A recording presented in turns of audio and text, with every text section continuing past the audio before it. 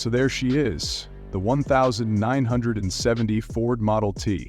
And when I say Model T, I mean it in the loosest sense of the term, because this is a vintage disaster. If I didn't know better, I'd say she'd been left for dead somewhere between a junkyard and a haunted house. Rust, dents, spider webs. It's like someone decided to give up on her, and I was that someone, apparently, who decided, nope, I'm gonna bring you back to life. Why the Model T? Well, for starters, it's not a real Model T. I'm not that crazy. It's a '70 Ford Model T, which I think we can all agree is a lot closer to classic car than mobile garden. I'd always loved old cars, and there was something about the Model T's character. The kind of character that says, I may look like a rusty lawn ornament, but inside I still have a heart. And let's face it, I was in desperate need of a project that wasn't a Pinterest fail. When I first got it, I swear the car laughed at me. I opened the hood and immediately saw, well, let's just say if a car's engine looked like a forgotten science experiment, this one was a PhD in rot. I couldn't tell if the engine was supposed to be a pile of scrap metal or a work of abstract art. And speaking of art, let's talk about the rust. The only thing more stubborn than the rust on this car was my belief that I could bring it back to life without losing my mind. Every turn of the wrench felt like a silent battle against Mother Nature herself. You know how when you try to open a jar of pickles and it's just stuck? That's what the bolts felt like, except the pickles weren't getting any easier to open.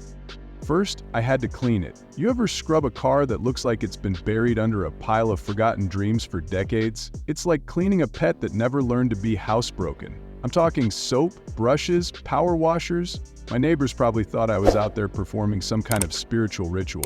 But after hours of scrubbing and sanding, I could almost see the car I had envisioned. Next, the parts. Replacing a few rusted out bits here, swapping out the carburetor there, and oh, the thrill of finding a part that actually fit. It felt like winning the lottery, if the lottery only paid out in extremely rusty but ultimately functional car pieces. And then there was the painting. I didn't go for some flashy color, no. I went with that classic dignified navy blue. And by dignified, I mean it looked like I accidentally splattered the paint in a frenzy and called it art.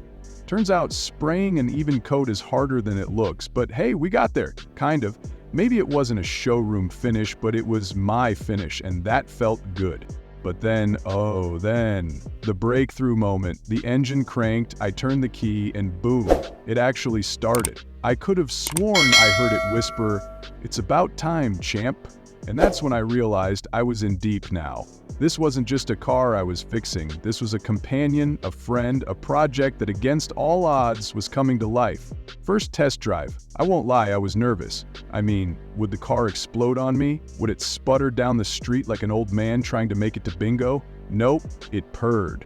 Okay, it didn't exactly purr, more like a strained growl, but it was alive. I was behind the wheel, and for the first time in months, everything was right. The engine hummed, the wheels turned smoothly, and I was finally driving down the street in something that actually made noise when I stepped on the gas. And I gotta tell you, it felt amazing. Like all of the blood, sweat, tears, and a lot of curse words were worth it. As I drove through town, I swear the people were staring, not at me, but at the car. That was my reward. That was the I did it moment. It's not just a car anymore, it's a story of me, a rusty bucket, and way too many late-night YouTube tutorials. It's a symbol of persistence, of learning the hard way that not all projects are easy. But the best ones, the ones that stick with you, those are the ones that make you realize the joy isn't just in the final product, it's in the process. So, if you're out there thinking about restoring something, whether it's a car, a piece of furniture, or maybe even your own life, just know this. Sometimes you have to put in the work, get your hands dirty, and laugh when things go sideways, because in the end, the satisfaction of seeing something you've poured your heart into finally come to life, well, that's worth more than anything. And with that, I'll be back here tomorrow, spraying some more paint and fixing what's next on the list. But hey, that's a story for another time.